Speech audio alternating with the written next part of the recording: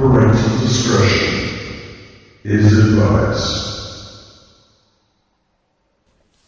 Hi, welcome to the Liam Scheff Show on Truth Frequency Radio and UCY TV. I was on the Frankie Val Friday night. Is that a shuffling I hear in the distance? I was on the Frankie... There must be somebody in the audience. We'll see. I was on the Frankie Val Friday night show on Zen TV, and we went on to talk about Bill Cosby, the cause, everybody's favorite pudding salesman turned serial rapist. Anyway, I was on to talk about that and what it means about America when we're faced with the realization that everything on TV is a lie, and that anybody, no matter what their skin color, ethnicity, or national background, who goes on television and pretends to be a model of the Leave It to Beaver 1960s is not telling us the truth. We got into this long discussion about stand-up comedy, and I said, well, I think the real question is Bill Cosby funny? Because if you really think about it, you know, he stood up and he told us these stories about his family and chocolate cake for breakfast, and, you know, his wife in the goalie uniform, you know, handling the kids, and you know, his hard line with his kids. I put you into this world, I'll take you out. The ha ha ha. But did he tell the truth? Because even his wife admits that he's a serial philanderer, and he admitted under deposition, in a deposition, that he regularly used hard pharmaceuticals during sex. And as I said to Frankie, I never saw that on any episode of The Cosby Show.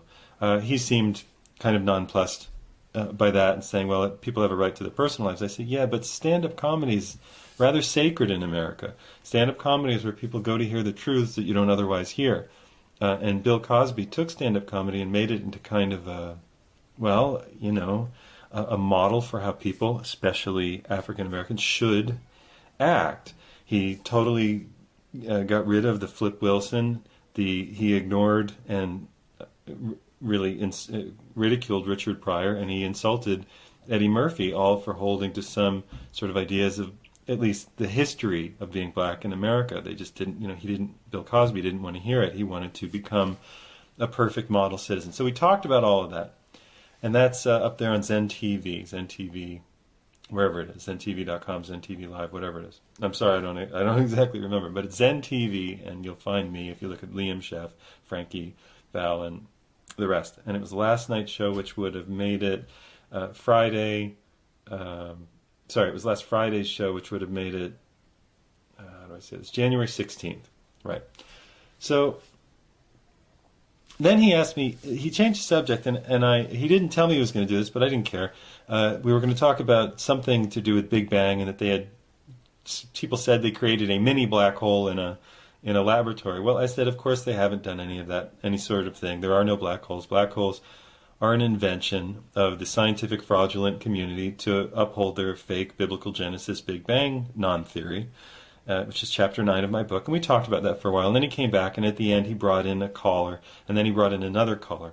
And I swear to God, I was on with a fan club of Futurama, spitting through their retainers in absolute anger and hatred at the fact that I didn't believe their scientific wisdom. And I put it to them that they were religious, that they believed in biblical Genesis, that they believed that you can get something from nothing, that first there was nothing which exploded. They admitted that it was invented by a priest in the 1920s.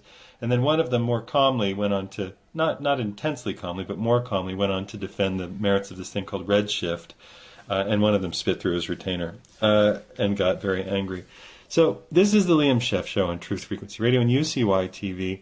We're going to talk about the problems of the scientific community and their extraordinary religiosity. And then we're going to talk about the problems of the religious community and their extraordinary fundamentalism. And we're going to do with my friend, Freundin, if you sprechen Deutsch, Joni Abbott of Homegrown Health. I thought you forgot there for a second. I was being dramatic. Oh, I see. The pause. The cause. Hey. Don't drink that orange juice. It's got Quaaludes in it. Ho, ho. Was that Fat Albert turned Jello pudding pop Bill Cosby? It was Fat Albert turned serial Quaalude rapist. alleged serial quaalude rapist, but admitted serial quaalude dispenser. He admits to serially releasing quaaludes into the bloodstreams of the women who he wanted to have sex with. But of course, they did it all voluntarily. Have you read this reporting? Yeah, oh yeah. Joni Abbott of Homegrown Health, and I want to say a big FM radio DJ in her own local market there. I don't want to give too much away, but yeah, no, yes, I am. I have one foot in mainstream and one foot in the alternative world, but in knowing all about this, it screams and begs of a deeper issue. His own insecurities to the point where he probably thought nobody would want to have sex with him. So what was he carrying the shame around so deeply that it would cause him to drug a woman in order to have sex with her? What is it about him that he didn't want people to see? Well, it was that very thing. I think he created a persona of how he wished he could have been, or created a comedic routine based on what he thought he should be, or how he thought he should live his life, because he wasn't that thing. Tonight on Lifetime, Bill Cosby, a victim of insecurity and not nurturing his inner child and the actions he took. Well, apparently his inner child needed some pussy because what he did. His inner child needed nurturing and a lesson in how to teach and how to treat people, apparently. What was acceptable and not acceptable, boundaries. He was boundaryless. I'd like to kind of, analyze him a little bit and go digging into his childhood to see what kind of traumas he endured and how that affected him. I mean, comedians are weird. Not every comedian is as messed up as Bill Cosby, but comedians are their own weird bunch, and you're right, people do see them to see the truth, and the things that he was saying, the insights that he had about children, a lot of that is true, but maybe he gathered those through observations of his own children and other people's children. He created the persona so he wouldn't be exposed or found out for who he really was. Makes sense to me. So Bill Cosby comes up in the 50s, and then he becomes a star in the 60s and 70s. He was, did you ever see I Spy? No. I Spy? Oh, I Spy? I thought you just said Ice Pie. Sorry. Did you ever see Ice-T? Yes, I did. Ice Cube? Yes. Vanilla and Ice. Vanilla Ice. Do. Copyright infringement. That's my word. Hey, that's my homie. Leave me alone. That's David Bowie and Freddie Mercury. Yes, it is. Okay. Under Pressure. Tribute to the late David Bowie. To the great David Bowie, to the always present David Bowie. Ziggy Stardust, Aladdin Sane, the Thin White Duke. We'll talk about that perhaps. Yeah. Oh, my heart gets sad. Okay. I'm sorry. Back to Bill Cosby. He's here with us. Not Bill, thank God. He's not here. Yes. Bill Cosby always struck me as just, I knew he had to be kind of a phony, and you had to know he was kind of a phony because he sold Jell-O pudding. Like, what is Jell-O pudding? It's boiled cow hide and hooves, horse hooves. It's gelatin and sugar. It's essentially the products of animal murder and Caribbean slavery. So there's that. We had to wonder who was funding him. Did he have a sponsor or a private investor? Obviously ticket sales to his comedy shows were good, but you have to wonder who was the driving force behind some of his funding and why he did have to keep that persona so alive. I mean, once the Cosby Show came along, we all know why, but even prior to that. Well, he was a talented stand-up comedian. He was talented in storytelling. Sometimes stuff went on a little long, but he was good. He had great setups. He had a lot of great stories about growing up poor in Philadelphia and that sort of thing. Right. So, maybe, who knows? There's a lot of reasons why people do what they do, but for him, it's obviously a big problem. And he just he's criminal if it's all true. Well, right. And we don't know if it's all true. So he had this unusual career trajectory where he seemed, in the 60s, I Spy was a show about spies, and and I have seen that. Yeah, and it was very lesser James Bond, it was sort of lesser Mod Squad, but it was that kind of thing, The Man from U.N.C.L.E. And these two dudes, Robert Culp and Bill Cosby, played very laid back. Bill Cosby was so laid back he would sometimes just, you didn't even know he was there, and he would occasionally mumble it, "Yeah, man." And so he was playing a hipster in the 60 Cents. He was playing a hipster. And then he kept doing his comedy, and his comedy got bigger, and he was liked by Johnny Carson. And when you were liked by Johnny Carson, your career was made. So he kept doing bigger and bigger shows. Then he put on the Cosby. Then he put on Fat Albert and the Cosby Kids, which was, I guess, a cartoon hit, and it lasted for a long time. They even made a poorly considered movie about it, but that show was on for a long time, and it was maybe the first black or African American figures in a Saturday morning cartoon that people watched, and we all watched it. I mean, it was funny. Yeah, and even the evening sitcom, that family. Well, we'll get straight ahead. So that was the 70s, but then in the early mid 80s, he took all of his stand up that he had ever done on Chocolate Cake for Breakfast and Mom, I'll put you in this world, I'll take you out, all that kind of stuff. And he took his love of music and jazz, and he took his background, and he moved the family, I guess, from Philadelphia to New York. And he made himself an obstetrician, by the way. Interesting. See, it all has a new light now, doesn't it?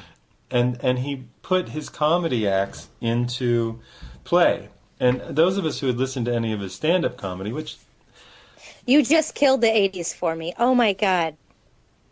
What? Just the fact that he was an obstetrician. My brain is rapid firing now, going... So, oh, my God!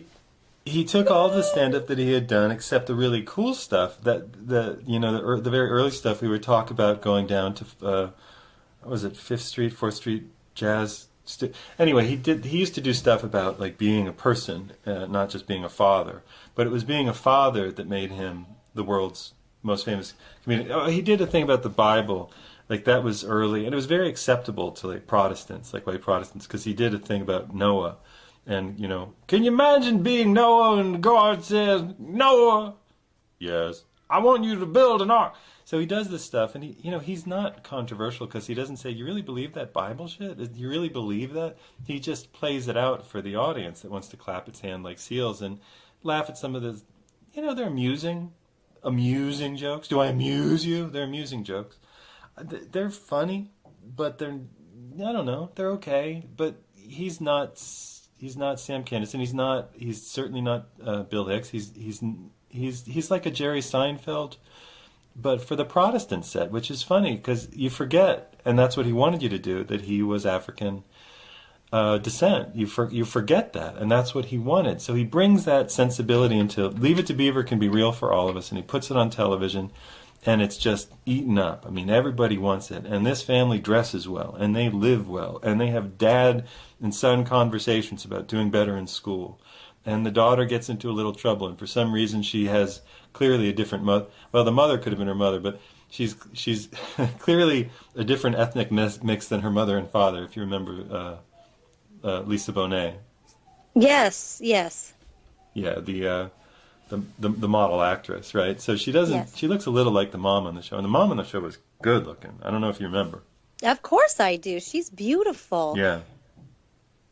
Beautiful. So that show comes out, and it's a big hit, and I'm watching, going, these are just the Bill Cosby stand-up things, and I'm watching, and he's like lecturing his son in the show, and I stopped watching it because I was only watching it because I was at my father's house for about a year and change, where my stepmother went. Well, she was always psycho, but she went totally psycho, and I had to move out. Yeah. I know. I'm sorry. Yeah, I'm not laughing. No, it's fine. List of people who should be killed. Anyway. Sorry. Yes, you're kidding. Of course you're kidding. No, but I said should be. Very... Wait, I'm not kidding. I said should be. I didn't say will be. Okay. And you'd have to get in the DeLorean time machine to do it at the appropriate time. But, I should have just... Oh, she was so awful. Oh, I know she was, and I'm so sorry. And you know what? Maybe that was like... The Cosby was the escape from our own world. No, that was them. That was actually my stepmother and father watching this show, clapping themselves on the back for like being good parents. That's why they watched it. Oh, okay. But they were awful parents. They weren't even parents. They were two neurotic, what do you call it, codependent, borderline personality people. My father was a doctor, so he made some money, but he was owned and operated by his wife. And they watched television to give them a feeling of like being normal Americans. So Wow. that's what the Cosby Show was. So the Cosby Show comes on. I just want to get through this a little. The Cosby Show comes on. That runs its course. Years later, I am not murdering a child in the background. The people here have kids, and one of the children has clearly fallen down or discovered an electrical socket or something. No. Oh God, that's so sad. I'm sorry. You know where my head is at? Bill Cosby made himself an obstetrician. I can't get past that. It's like everything you're saying, I'm trying to be fully present with, but there's a little wah, wah, wah, wah, wah, wah going to that because in my head it's screaming, I can't believe he made himself an obstetrician. It all makes sense now. Sorry. Do you ever see the movie Animal House? No. In the movie Animal House, the lead actor, I can't remember his name, his name is Eric Stratton, and he's good looking and, for college, and he dresses like he's a well-established doctor or something in nice sweaters and button-downs. And the rest of the college guys are total slobs, And he walks up to people, and he's got his nice pressed pants on, pleated pants and nice loafers, and he comes up to somebody, hi, Stratton, Eric Stratton, and and at the end of the movie says that he goes on to become a Beverly Hills gynecologist. Of course. Looking at the most expensive pussy in the world. So yeah, Bill Cosby want to get into the vagina with the baby coming through and the quaalude. So the end of this story is Bill Cosby has this huge career, and he goes from win to win to playing the cool, laid-back guy in I Spy, to doing stand-up comedy at the same time, to doing Fat Albert and the Cosby Kids and becoming beloved among children.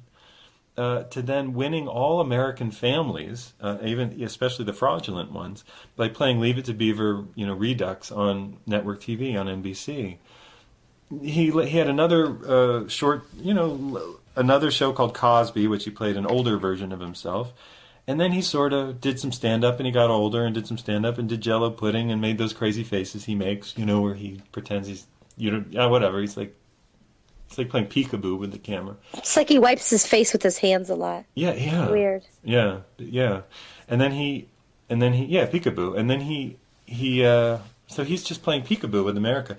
And then this starts to come out. And it was said in a comedy routine by another comedian. Somebody said, if you knew about Bill Cosby. Well, then these things started coming out. And I, for one, said, come on. They killed his son. He tried to buy NBC. He's a political figure. He's always telling the black community to shape up. I mean, people hate him, for that. So I don't know what I believe about him. Now it's about 50 women who have, eerily identical stories about being drugged. Some of the women's stories don't make any sense. Like... They were drugged, of course. Why would they? No, like... if... like he offered them drugs, and they took them. Bill Cosby said to do it. Hey. I know, but hey, you're what, 30? Easy. Yes. 30 easy. In my 30s. You're in your 30s. Not easy in my 30s. I'm just 30 and easy with the number. Yeah, I know. I'm mid-30s. You're 34 or 35, something like that. Oh, you're too kind. Oh, okay. You're 38 or 39. I'm pushing 40 over here, buddy. It's okay. She's 35 years old. I'm seasoned. I'm getting seasoned. Carrie Bradshaw celebrated her 35th birthday like 4 times. Of course she did. That's when I stopped having a birthday altogether. What are you talking about? So you were correct the first time. Yes, go ahead. Right. No, you're 35 and or 36. But you're around there. And if a guy offered you, hey, and even if it was a favorite person of yours, hey, here, take these. I got these 2 blue pills. These are herbal. These are really going to help you. Yeah, no, that would be a no, negative. Well, that's the story that some of these women are telling. That he offered them stuff and told them it was one thing, and they just threw him back. I don't come from a world where I put things, down my throat. Sorry, no pun intended. That I don't know what they are, that I don't put chemicals down into my body if I don't know what they are. So I don't know who these women are or why. Hey, he was the gynecologist, Bill Cosby, America's most beloved dad. Maybe that's why they did it. You can trust me. So that story has come out, and for a while I said I don't listen. I believe about 15% of what I hear comes out of court. About 15%. Number one, if somebody has a bias against somebody and they name them, it's possible that they met each other. Beyond that, I have no idea what's true in court, because I can tell you that court is the easiest place to lie. It's the easiest place to drum up. It's harder to lie on the street where people will call bullshit on you. Because the rule on the street is if somebody's lying, you say bullshit. But the rule in court is you keep paying money and keep providing motions and keep paying money and keep providing motions, and it's a game of attrition. Nothing has to be true. Nothing. So I said, people say, well, these people made allegations. I say, allegations. What happened? Why did it take so long? Yeah, I think that's the only thing that confuses me, is why women waited so long. Unless he made some kind of threat against them, unless, their lawyers advised against it because of the nature of his celebrity, that would be they probably couldn't afford to go after him, to be honest. And there's not a whole lot of lawyers that would probably advise going after him because of the ratio of the odds that are stacked against them, unless there was, I guess, enough evidence to be presented that was going to definitely prove something.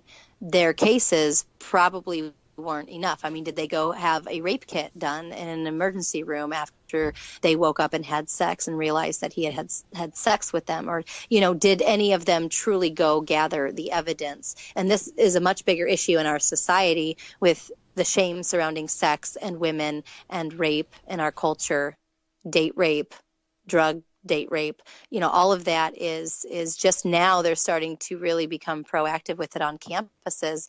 And even then, on college campuses, it's not it's the awareness is not there, the protection, I guess you could say, that women should have, and men too. I mean, guys aren't exempt from it. But with Bill, I just think it was a timing thing, with the times of our culture, the shame surrounding it, the lack of funding to be able to go after somebody so big, and the proof enough to convict him.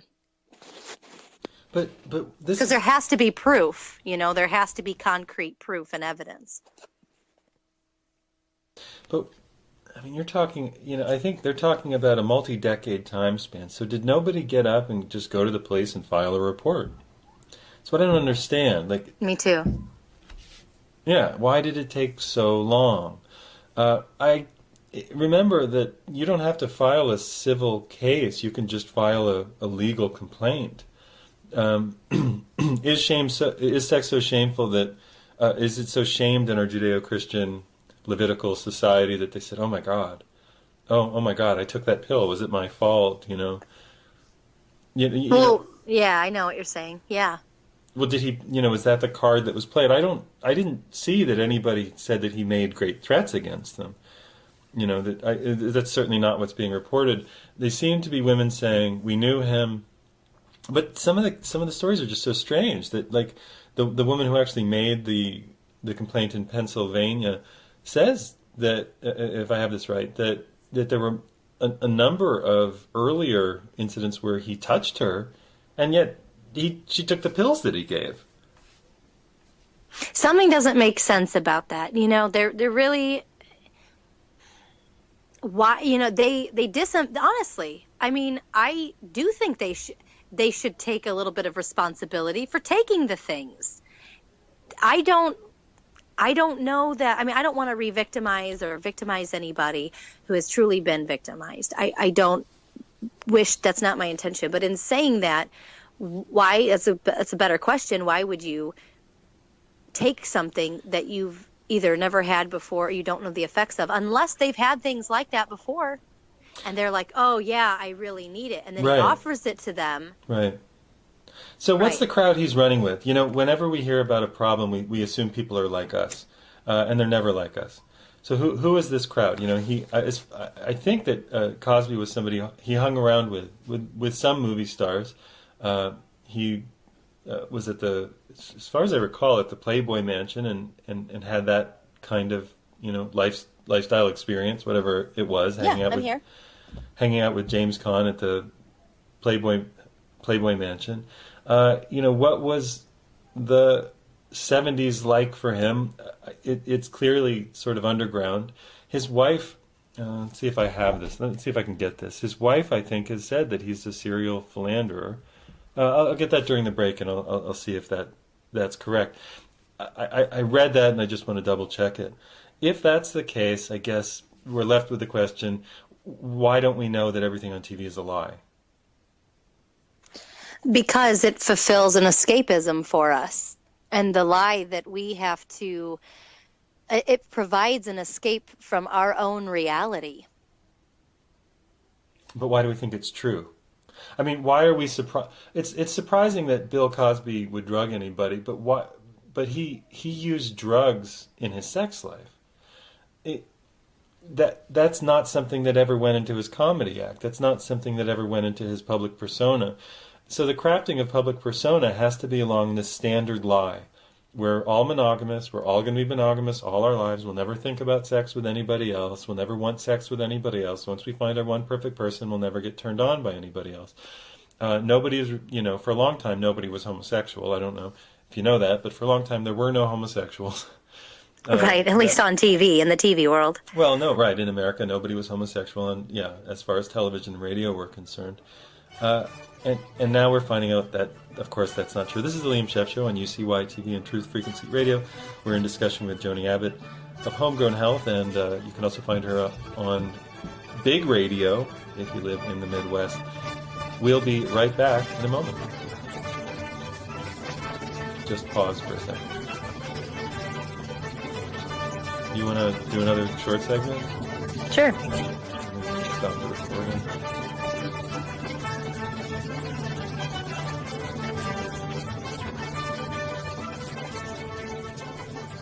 Hey, Joni.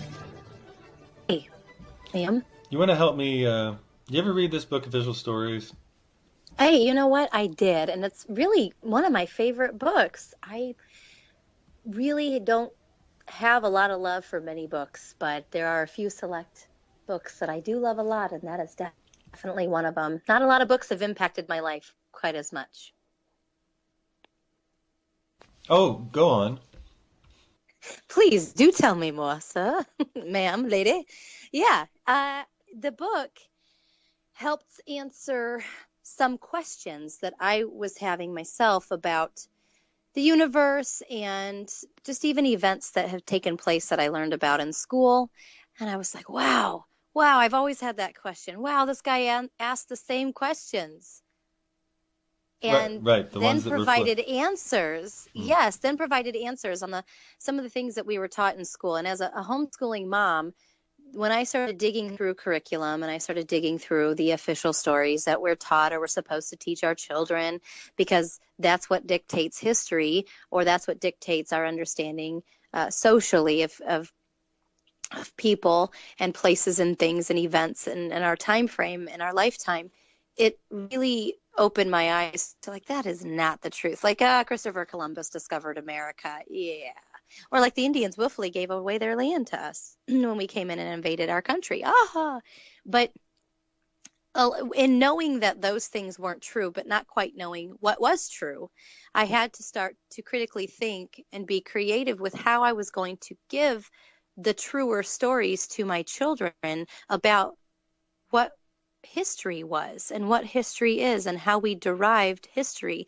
And here's what you have to learn culturally, because this is what everybody thinks, like Santa Claus, right? Like, okay, I never lied to them about Santa Claus. I always was truthful with them about Santa Claus not being real. For those of you listening who do think he's real, I'm sorry, I just popped that myth bubble for you. But nonetheless, official stories. And if there are any 5-year-olds listening to the show, go away. Don't shut it off. Shut it off. Go tell mommy and daddy to turn off the computer or the speakers. Just saying. The official stories, I had these questions. about things that I was told were true growing up, and even things that I learned in school, and even in my own spirituality, my own spiritual walk. I had been a part of a deep religion for quite a while, and I started having these questions that were absolutely troublesome, that would get me in trouble for asking them about God or about the universe. And we're going to pick that up right after the break, but Official Stories, thank you very much, is on Amazon.com. Thanks, Joni.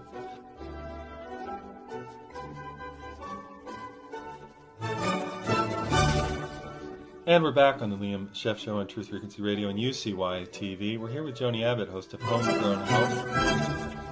And you can find her on FM radio in the Midwest. Yes. Yeah, radio is kind of my thing, so thanks for having me on. Thanks for having me on. Thanks for putting me on. You're welcome. We talked about Bill Cosby. Nobody can really answer the question. The message that I want to give to people is, why do you believe what you see in the media?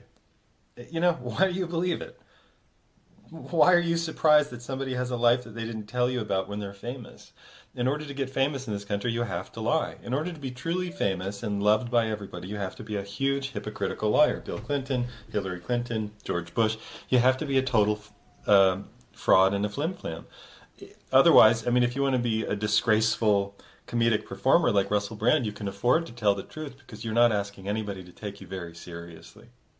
Right. Or you have to have a reality TV show and allow and give up all form of privacy, or most forms of privacy, and completely put it all out there, the good, the bad, the ugly. And unfortunately, that's kind of what entertainment is to people now. And I don't know. It's invasive forms of entertainment, but it's those are some of the most higher rated shows now are the reality TV shows. You have to be so vulnerable and honest. You just explained the popularity of the Kardashians to me.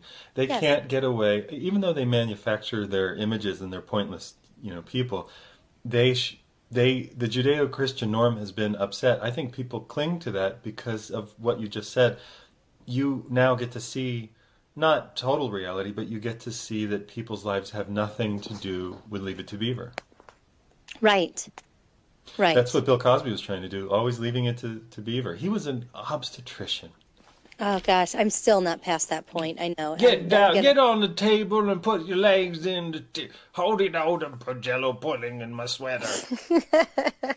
So, I got a pudding pop. Okay. My pudding pop. I got a pudding pop for...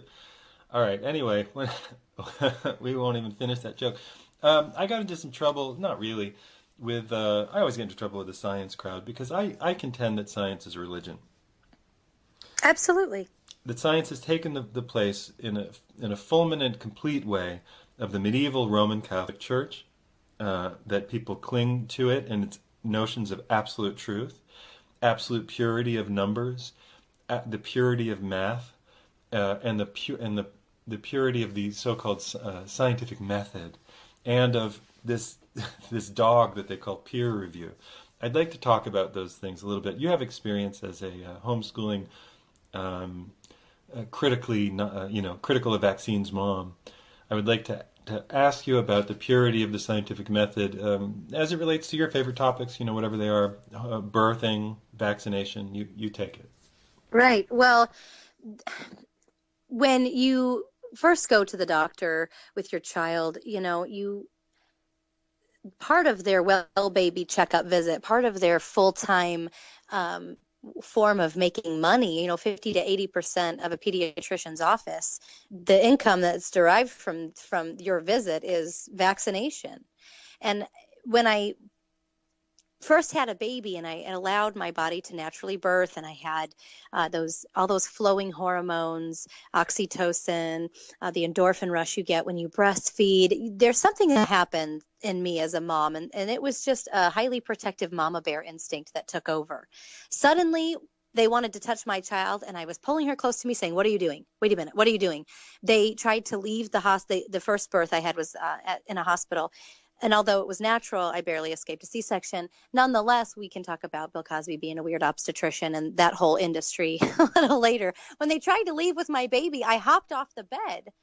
And they said, oh, we're just going to bring her to the nursery so you can rest. I said, but that's my baby. You didn't ask me.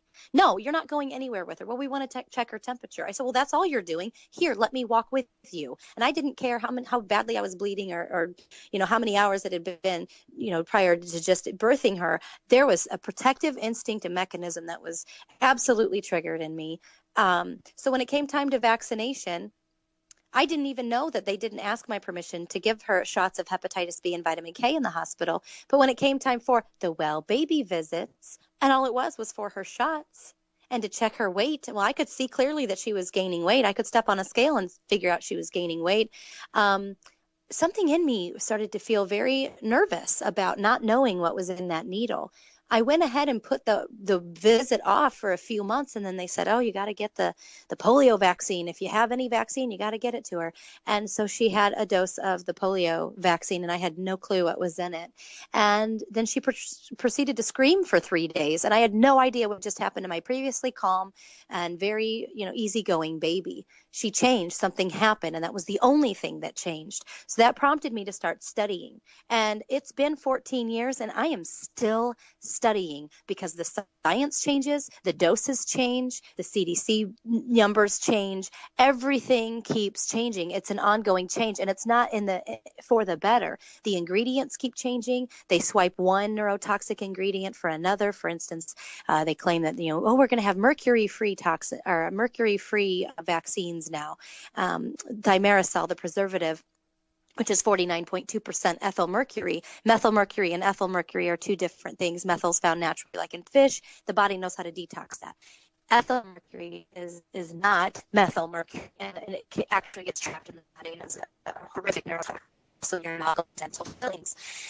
But in that, I realized that the stories I was given at the doctor's office was a pamphlet after vaccination. Post-vaccination, they hand you a pamphlet. Your baby might cry. If they have a reaction, this is what to do. But outside of that, there was really no known informed consent about the science. And it can very easily be manipulated and has been over the years. History tells us that, there were always problems with vaccination. Joni, that was brilliant and lucid. We lost a little bit. I don't know if you're moving around or driving, but what you were saying was wonderful. I think a lot of mothers would agree with you, and some should take note here. When somebody grabs your newborn to do something with it, like it's an object, you should object. Yeah. I mean, I feel badly for women who have to go through C-sections, or they're so drugged, or they just don't know to be protective of their baby. There's a natural response that gets triggered through natural labor, which is why it really is important not only for the immunity of the baby to be born vaginally, but also the process of birth to not be interrupted with drugs, because that blocks the hormonal transfer between mom and baby. That blocks the communication of the internal process that's going on. And it also then creates a problem in the natural instinct to be protective of your children. I think all of us should spend more time with vaginas. Bill Cosby aside, consensually, of course. I don't have any. Yeah. But yes, the vagina is a magical thing. So, What have you found in dealing with the scientific community and doctors when you've had some realizations that vaccinations are problematic, to say the least, toxic, to be more accurate? Well, the parallel that I've discovered, which was quite interesting, is just like pastors don't like you questioning them about the Bible, or especially if it's contrary to what they've been taught in theology school, doctors don't like you questioning vaccine ingredients or their procedures or their, the way that they go about treating, because they get threatened by the deeper questions that they truly don't have answers to. And instead of being human and saying, you know what, I don't have an answer for that question, or you know what, I don't know. They're afraid to admit they don't know, because something in them, through all of the schooling they went to, has to have this authoritative position in your life. They have to have this place of hierarchy that's over you, because you are the lay person who's too stupid to understand anything. So, you're not as smart as they are, and you cannot ask those questions. And if you do, I'm going to give you the flip chart answer that JAMA or whatever my hierarchy has taught me that I have to say to you. And you just proceed as follows. You do what I say do, or we fire you as a patient. And that is actually the AAP's recommendation for pediatricians, is to fire patients who are non-compliant with vaccination. It's like, excuse me, whose insurance money are you getting? Oh, yeah, mine. I'm paying you for your services, and I have the right to refuse said services. And you have the level of an amount of control that they desire to have in your life for your health's sake. I mean, it's just one thing after another. If they don't want to be in control, if you don't want them to do something for you and your children, you disagree with a procedure or treatment, then there's like another flip chart thing. Oh, well, then it's for public health. Oh, well, then it's this bigger pressure. Then it's more pressure. Then it's more pressure applied to the patient who doesn't know often how to negotiate scientific data or don't know what thimerosal is in an ingredient. So they take your ignorance and they use it as a form of control. They may not, if you're a doctor and you're listening to this, you may not like hearing that, but you have to question what it is that you truly learned in med school. Who's funding your medical education? Who's funding your medical labs and the books that you're reading? Oh, it's pharmaceutical companies. Okay. Don't you see a problem with that? Isn't that a little bit of a conflict of interest? And why are you not informing fully your patients, especially when they have questions? So yeah, we've come a long way from Hippocrates, the father of medicine, who not only says let your food be your medicine and your medicine be your food, but who's also taught that it was the doctor's job to work himself out of a job to teach the patient how to care for themselves. I was in this discussion with these, I don't know, wannabe scientists. One of them works in telescopy, as looking through a telescope, probably a radio telescope. You're not really looking through it as much as the data that it interprets through various algorithms.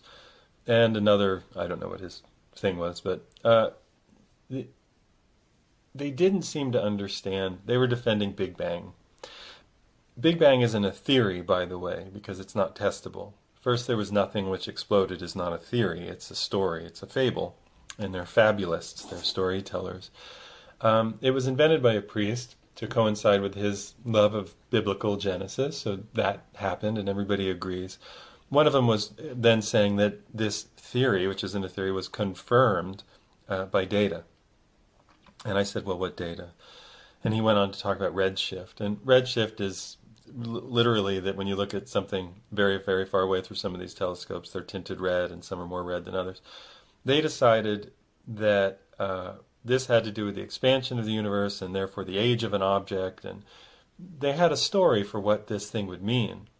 They didn't really ask what it actually meant. They had a pre-existing fantasy that was biblical Genesis. First, there was nothing which exploded. Then they saw one thing that they could fixate on, and they did. That was disproven by a guy called Halton Arp, who was a guy who looked through telescopes, and noticed that objects that had a very low redshift would be right next to, in fact, converging upon, in fact, connected to objects with very high redshift. So they couldn't be very, very far apart from each other because they were connected.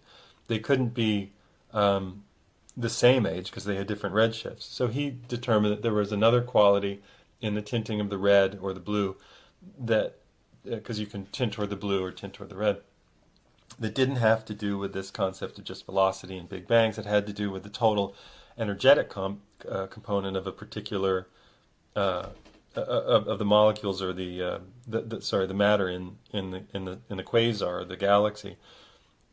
So he's looking at these things and he's realizing that he's got all these families of things that are connected that are essentially look like they're different ages. Now this isn't, or different velocities too, and he realizes, well, this is a matter of them being maybe younger or older than each other, not just from one point of creation, but from a point of constant creation. So he's saying that the universe is constantly creating, it's constantly alive, and the Big Bang people are really relating to Yahweh's myth, the ancient Hebrew myth, that everything was created at once and is now aging and degrading. Now scientists know that that's not true, so they've had to invoke other space monsters like black holes that don't exist to explain why things are created.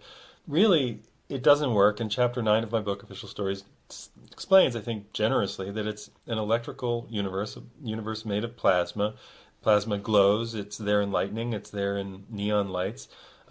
It's totally understandable. You can work with it in a laboratory. You don't have to make some sort of abnormal psych game out of saying that theoretical physics proves. No, this is actual physics. But I couldn't get these guys to calm down. And they were pretty awful. And one of them was just losing, and he couldn't keep it together. And he says, "What are your credentials?" And I gave my common response to that question, which is, "Go fuck yourself." And I was criticized for saying that. But my response to "what are your credentials" are, "Go fuck yourself." Because if you can't stay in the conversation, and you can't actually talk about the thing that we're talking about, and you then go to see, what part of how long you stayed in academics, how long you sucked on the greased cock of academia to fill in the pre-formatted tests, to give the pre-formatted answers, to get your pre-formatted degree. Not that there's anything wrong with studying, but there's something very wrong with studying to get an advanced degree, and something that you have to essentially take that lubricated satanic cock and put it all the way into your body. That's how you get advanced degrees, by the way. Yes, you can write your hate mail to right here at the Liam Scheff Show on UCY TV, but that's how you get advanced degrees. You take in the lubricated medieval cock.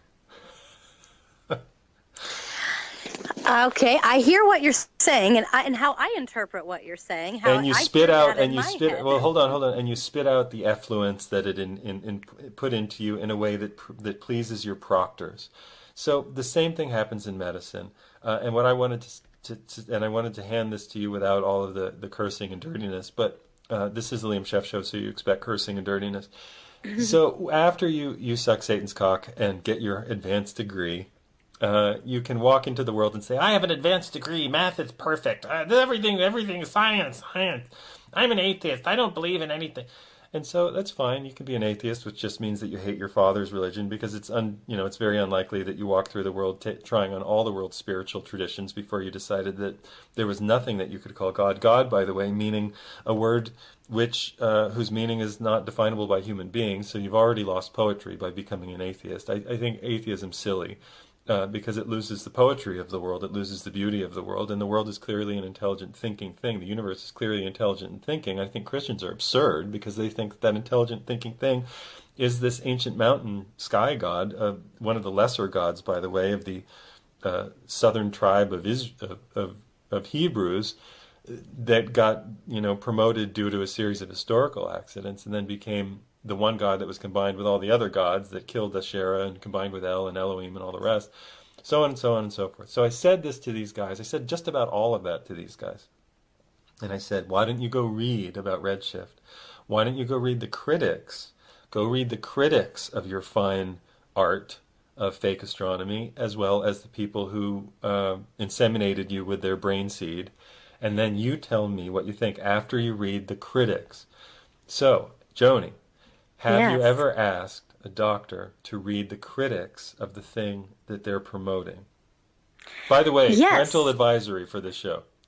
Yes, actually I have. And the one thread of commonality I see in science, I see in institutionalized educational settings, I see with doctors, I see with pastors and priests, is the institutionalized mentality. Somebody above you, before you, came up with this dissertation or this textbook or this curricula, and they wanted you to go ahead and believe that those things are true based on this fact that somebody else found, It's almost like the game of telephone, and it gets very dogmatic as you go, because when you start asking, we have to get better at asking the why explain question. The game of telephone. Go into the game of telephone. The game of telephone can be somebody hears something, however it interprets through their mind, and how they retell that story gets told to somebody else. Somebody else will hear their version of that story, interpret it in their mind, and then regurgitate the story according to their worldview, and so on and so forth. And it just becomes, you have to get better at finding out what's true and how. Well, we have to I'm going to use a biblical term here, circumspectly walk around. I found that in Proverbs. You have to circumspectly walk around and analyze all angles of something to decide whether or not you think it's true. And then it goes back to that ancient question of define what's true. What's true for me might not be the same truth for somebody else. But why do we believe what we believe? Why do we believe that vaccination, for instance, is something that's beneficial when physiologically a subcutaneous injection creates a completely different immune system response than the immune system response through our mucosal membranes? And by the way, 80% of our immune system is found in our gut, and our gut is within that mucosal membrane system. Wait. I got a little lost. How did you get to mucosal membranes from telephone? Do that again. I cannot I cannot duplicate my rabbit hole trip. Are you kidding me? Okay. No, Once you go, you can't go back. You just have to move forward. Okay, let's move forward. We're just going to keep digging through. Have you ever presented the academics, doctors? You're in the birthing movement. Yeah. Have you ever? I have. Go on. Yes, I have. In fact, once we start having a first of all, you have to have the platform to have a conversation and a voice. You're lucky if you get that far with certain doctors. If they take the time out to hear you because it is important to them how they treat their patients, consider yourself a person who's just struck a buck of luck, because getting that conversation out of a doctor is very hard, because they will have to start considering what they learned. They will have to start questioning what it is that they learned and who it is that is funding what they learned. Have and you ever some walked people are not able on. to do that. Yeah, some people are not built to be that brave. Go ahead. Have I ever? Oh, I like that word that you used, brave, because what I wrote when the show was over is I said, listen, I cursed at those guys because academics lack something that I think is important to have in the world, and that thing is courage. What has a mouse got that I haven't got? Courage. They don't have courage. They quite truly don't have the courage of their convictions, because if they did, they would be more interested to learn if the thing they spend hundreds of thousands of dollars on to suck Satan's greasy cock and repeat to people as, profound lies, are actually true. They would actually be curious as to whether the crap that they had been inculcated with, made to memorize and regurgitate onto test after test after test until they couldn't think anymore, until their heads were full of statistical formulae, but they couldn't actually think, until they were so married to numbers, without understanding that the algorithms they were putting them through were falsely calibrated, or calibrated for the wrong purposes, or being used incorrectly. I can talk about PCR, I can talk about antibody testing, I can talk about spectrophotometers, I can talk about any of the machinery of modern science and medicine. They have an idea. The idea is a story. And that's what I was trying to tell those guys Friday, that they're married to a story, and it doesn't matter how good their math is, because the math bows in service to the story, the fable that they're telling. This guy got so mad. I've looked through the telescope 500 times. Like, yeah. Did the telescope speak to you and say, this is what this means? Or did you put the data sets that you collected through a pre-existing algorithm that tells you what you want it to tell you? And do you take all of that stuff that doesn't fit and put it into for future research? Sorry, contradictions, more money needed, more research required, but we're sure we're on the right track, because the number of times I've heard that. Yeah, I'm sure. Well, I mean, we all want to know what's true, and I think that we have to understand that the religious. Oh, do we? Yeah, well, some of us. Do we all want to know what's true? I think maybe. Do we truly want to know what's true? I mean, this goes back down to each individual as a person and their makeup. Like, do they have the intestinal fortitude to question? Look, we get impressed by people, and I remember in college I had certain teachers that I liked more than others, and I believed them that what they were saying was true. It would break my heart, like Bill Cosby, right, to find out that they are just human people with flaws, and who tended to be biased in some of their research because it's what they wanted to hear, it's what they wanted to find, or it's what they wanted to discover. So I think there's a lot more into, not that I don't think some are intending to dupe people or to lie. I don't know that that's what they set out to originally do, but that some of that gets skewed with funding and what research you're able and what grants you're able to get for research. Listen, people who are trying to do the research that matters will not get funding. People who want to conduct true science, because of the quagmire of science and what it's become, and because we know it's been swayed, because we know that you've got checkbook science where you can purchase and buy anything that you want the results to say. I interviewed a doctor who's also a pediatrician who's come out of the dark side, who's actually, considering things like integrative medicine, functional medicine, nutrition as medicine. And he's quite brilliant. And he knows a professor from Stafford who he says has been able to come up with the formula on how data can be skewed. And I've yet to speak to this person, and I really hope that I get to ask him some of the harder questions, because that is where everybody gets flubbed up. And when they start hearing science says, or this data proves, or this study says, then they don't know how to interpret that study. They don't know the questions to ask, the variables that are involved.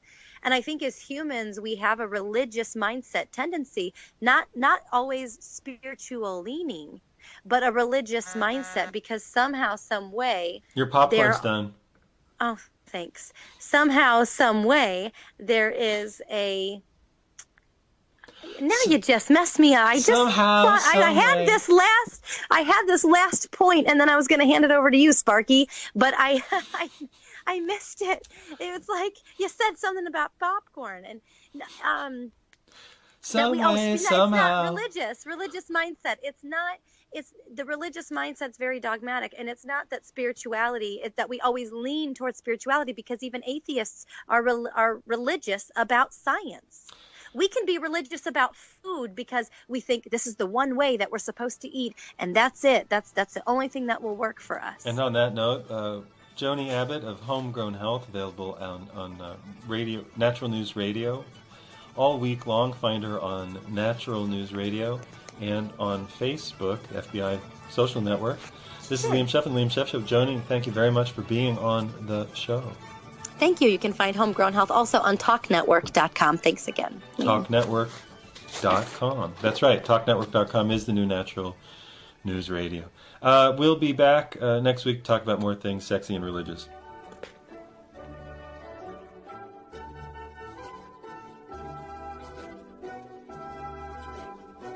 Well, Joni, what did we learn on today's episode? That I talk a lot, that I have a lot of deep thoughts about a lot of things, but also that Bill Cosby was a gynecologist on his TV show, which makes him so pervy in my head. It's just that's what I took away from this show today. And you? I learned that if your doctor offers you a pudding pop, walk away. Run away. Unless you like pudding pops. I learned that the scientific community sucks Satan's greasy cock. You already knew that, though. Come on. I knew that.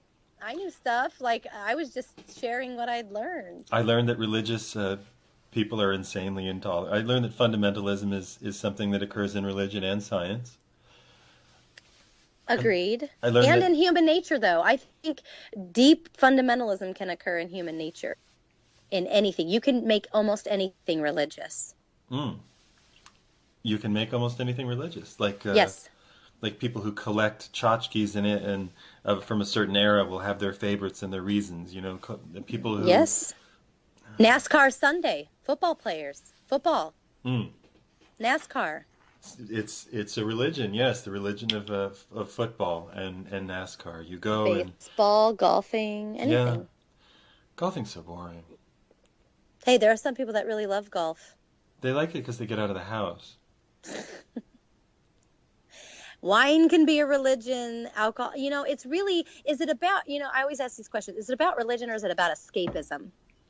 from the current reality of the life that you're in? Do we need another alternate reality in order to survive this life? We're always seeking perfection somewhere, and because it's not in our own lives, we create it. We put it into a fantasy. We create it. Yeah. But speaking of fantasies, have you seen the new Star Wars? No, however, that's not really in my fantasy world. But I could dig a little Han Solo. It's not. Well, they kill him. It's not. Spoiler. It's not in my fantasy world either. It's not sexy, and it doesn't make any sense. But they long ago ruined Star Wars, so that's all right. Joni, hey, help me sell official stories. Official stories exist to protect officials. 10 chapters, 11 topics. CIA, JFK, 9/11, vaccination, HIV. Big Bang never happened. Plate tectonics is another wishful